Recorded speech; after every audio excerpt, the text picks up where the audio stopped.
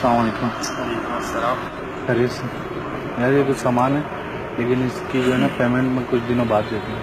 यार रमज़ान आता नहीं है, उधार का सिलसिला पहले शुरू हो जाता है।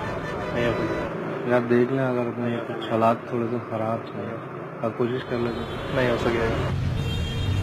जी भाई, एक मिनट भाई, बात सुनो। क्या चाहिए?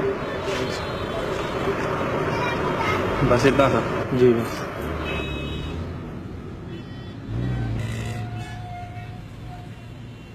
बहुत बहुत शुक्रिया भाई, इंशाल्लाह मैं इसकी बहुत जल्द पेमेंट पहुँचा दूँगा। नहीं पैसे हो गए, कोई ज़रूरत नहीं है। यार ऐसी बात नहीं है, मुझे देने तो है। हम बस दुआ में याद रखिए।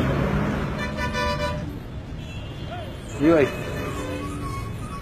कुछ पैसे कितने वो उनके और मेरे? 1150 उनके हुए हैं, 300 आपके हुए हैं। सही।